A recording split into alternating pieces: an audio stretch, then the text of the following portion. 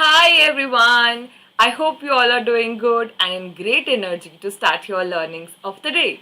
My name is Dakshita and I'm your social science educator on Study Room. So, in this video, we will be starting chapter 5 of our geography book, which is Natural Vegetation and Wildlife. So, before starting the chapter, let's discuss something. Okay, so what do you think this circle of nature includes? What do you think is nature? What is, according to you, the word nature means? Well, simply, nature is anything that is not made by men. Okay. For example, if I talk about this pen is man-made, right? God has not made this, so this is not part of nature. If we now come down to our word, what all are these things which are made by universe? These are trees, definitely animals. Well, it's difficult to draw animal, but I'll draw a cat here if this seems like a cat to you, and humans. Very easy to draw, right? So um, apart from just these three things, there are many aspects under which we study nature. Okay, so in this chapter we will be studying about natural vegetation. Okay, natural vegetation um, natural vegetation includes natural forestry and natural flowers. Wildlife, the meaning of wildlife means wildlife are referred to animals. Okay, so let's start. It's an amazing chapter and you'll have a great knowledge after this. Let's start.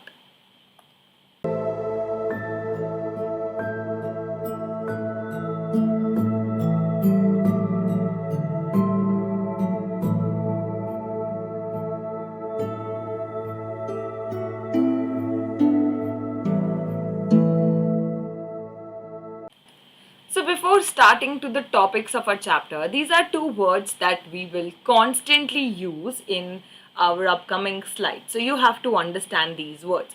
First is flora.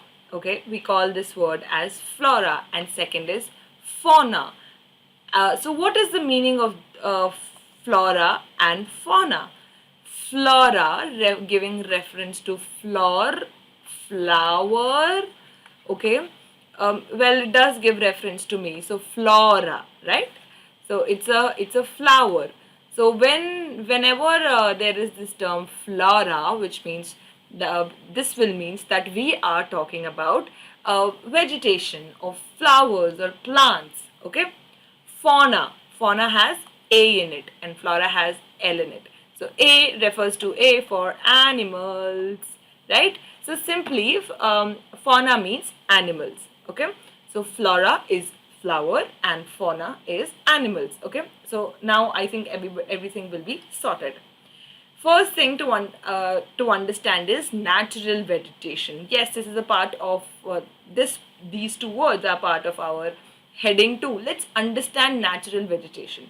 Simply, natural vegetations are naturally grown. Okay, very easy. They are grown naturally without anything that is done by humans. Okay, for example, if any there is an area, let's let's draw an area for you all. Okay, and it has natural vegetation, it has waterfall as well. I'm sorry, I'm very bad at drawing, guys. Okay, so it has natural vegetation, it has plants, it has this is a stream coming from the mountain, and this is being naturally grown without human involvement. So we will call it natural or virgin vegetation. Okay, virgin vegetation or natural means that these vegetations or these areas are naturally grown. They do not have a single human involvement. All right. So natural vegetation is simply a plant community that is naturally grown. But there are few things to note about India's natural vegetation. Let's point them out. Now, these interesting facts are first that India is one of 12 mega biodiversity in the world. Okay, so it's one of the countries who have mega diversities. Mega diversities means that all the countries who have like vast land and have varied of diversities, okay, so they have varied of species, are called mega biodiversity. Means you will find animals here who are living on desert, and you will find animals here who are living on mountain region. Okay, so that is why it is one of the 12 mega biodiversities. Okay, and India holds 10th place in world, having 47,000 types of species. This is a not very less number. So we have 47,000 types of species. We have 15,000 around for different varieties of flowering. Okay, and we hold fourth position in Asia. And if we talk about wildlife, so we have 90,000 species of animals. Okay, so again, this is all because of how vast our country is and how rich and how diverse it is. Okay, so these are all part of natural vegetation. Okay, what is natural vegetation? Simply, which are naturally grown without human disturbance.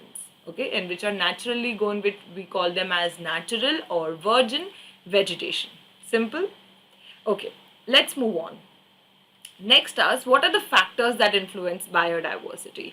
What are the reasons and factors? So for example, you will not see a single type of leaf everywhere. Like for example, the leaves in the north, okay, the shape of leaves in the north will be different than the leaves of the south. Okay, so they have banyan tree. I have drawn the size of the tree little lengthier, but it's fine. Okay, so the reference is to tell you that as we move from one place to another, every biodiversity affects. Okay, for example, we cannot wear short skirts in mountainous region, right?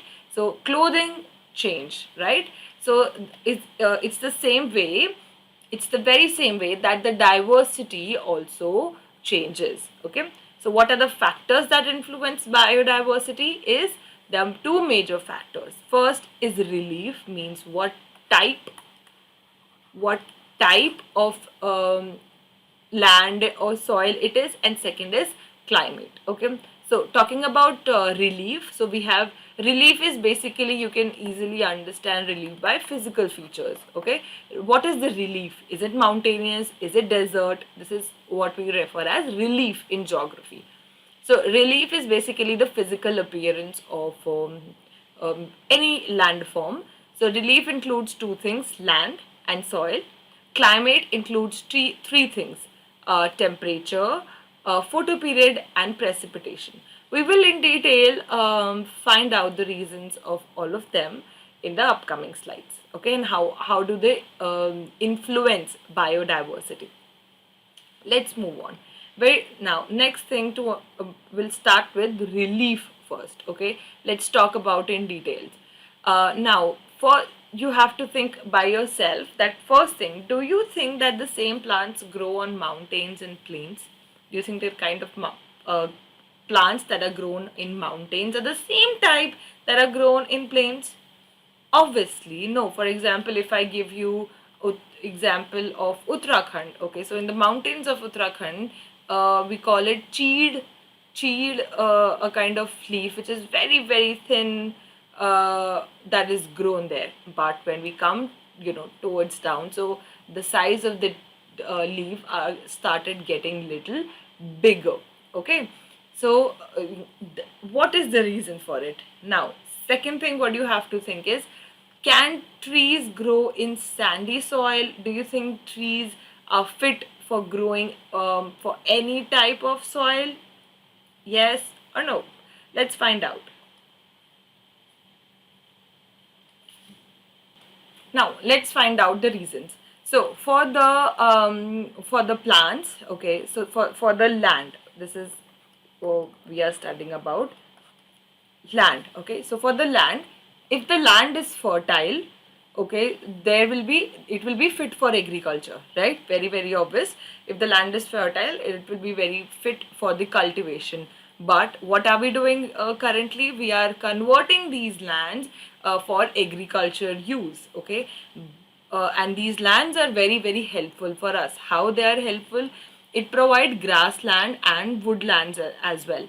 They are very, very useful for us, but they are kind of exfoliating um, forest by using them for commercial purpose, industrial use, and domestic use as well.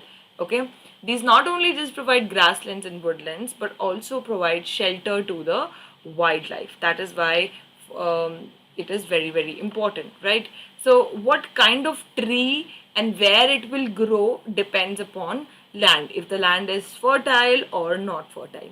Similarly to the soil, if the soil is sandy soil, so you will find, mostly cactus there and thorny bushes, okay? While if the soil is wet soil, deltic soil or marshy soil, we'll find mangroves and deltic vegetation. Deltic vegetation means vegetation which are grown near deltas, right? They require more moisture in the crop, okay? So that kind of vegetation is called deltic vegetation, okay? So again, very, very, very important that land and this one is soil are comes under relief, an important factor to determine the biodiversity. Next factor is climate. Okay, so we first understands the temperature of it. So climate has three characteristics. One of them is temperature. Temperature characteristics of vegetative zone. Okay, for example, if it's tropical means above 24 degrees Celsius, or above 18 degrees Celsius in winters, so vegetation will be different. Okay, if it's alpine, which is below 7 degrees Celsius in the annual temperature, and in winters is minus 1 degree Celsius. So the kind of crops which will be grow in alpine region will be different than the tropical region. Okay, moving on, studying next two important factors of climate are photoperiod and precipitation. So very important, if the rays of sun is direct on the equator, right? So if the sun rays are direct on earth, the kind of trees that will be growing, okay, they will be more. Okay, when the sun rays are indirect, the kind of trees that will be growing will be very, very tall, okay, because they reach high to get the sun rays, okay, and will not be in terms of volume as it will be to the places where sun is reaching its high rays, okay. So for example, now in this figure it has it is showing to you that the sun revolves.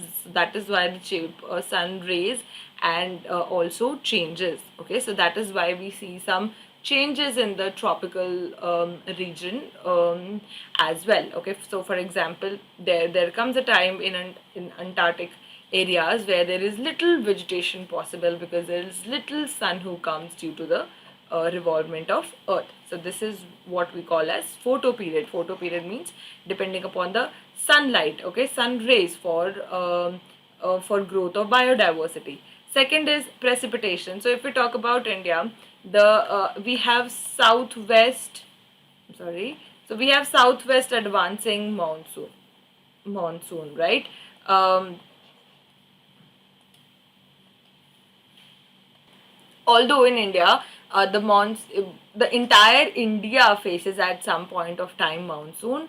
So in majorly we have from June to September we have advancing southwest monsoon, and we also have retreating monsoon. Retreating northeast monsoon means in the northeastern region. Okay, so these are two major factors, means three major factors: temperature, photoperiod, and precipitation of climate will determine biodiversity. Now, moving on to discussing some of the questions here. Let's start from question number 1 of the day, which is, why are the southern slopes in Himalayan region covered with thick vegetation, thick vegetation cover as compared to northern slope of the same hills. Very important. Now, the answer is very, very simple. There are two major reasons which determine any vegetation. One is sunlight, second is precipitation. Simply, okay? So, the southern slopes of Himalayan region are covered with thick vegetation because they directly receive sun rays, and they also receive monsoon due because of the advancing southwest monsoon. Okay, so because of advancing south west monsoon, they receive monsoon, and second, they receive direct sun rays. So that is why the southern slopes in Himalayan region are covered with thick vegetation as compared to the northern slope. Okay. Next question is, why are the western slopes of Western Ghats covered with thick forest, not the eastern slopes? Again, the answer of this is also very, very simple. In Western Ghats okay, so in Western Ghats, in Western slopes, okay, there is very heavy rainfall that happens, okay, during the time of retreating of monsoon as well, and monsoon begins with this area as well, okay. So, the western slopes of Western Ghats receive heavy rainfall. That is why they have thick forest, because wherever there more water will be, the kind of trees that will be grown that will be with the more volume. Okay. Simply, that is why they have thick forest, and those thick forests are not seen in the eastern slopes. Okay. So now we'll discuss a very interesting activity. This is the data that is being given to you. This is a state-wise distribution of percent area under wildlife sanctuary. Means the area which are divided under wildlife sanctuaries. This is the data of 2006. So your question is, you have to find out, analyzing this data, that which state has maximum area covered under forest cover. Okay, so forest covers are the basically areas that are reserved for forest and wildlife, okay, and are not being used for commercial purposes or domestic use as well. Okay, so they're just for wildlife, for conserving wildlife. These are the one of the steps that has been taken. Okay, so as I can see, the bar of this state is very, very high, which means, and the state is Sikkim. So Sikkim has the maximum area covered under forest cover. Next, now let's discuss some importance of forest. We all know that yes, forests are somewhere very important for us on a very vague level, but let's in detail be more sensitive about forest and be more sensitive before we pluck a plant or pluck a flower. What are their importance? Okay, first, it's a renewable source, means it's a never ending source, and they even more enhance the quality, okay, of environment. Next is they enhance the quality of environment. Third, they modify local climate, they control climate. They play a very major role in controlling climate. They control soil erosion. Soil erosion is basically soil getting erupt, okay, lack of fertility, unfit for cultivation. So they control soil erosion, regulate stream flow, support industries. Yes, they even support industries for commercial purposes as well. For example, a lot of woods have been taken by commercial use.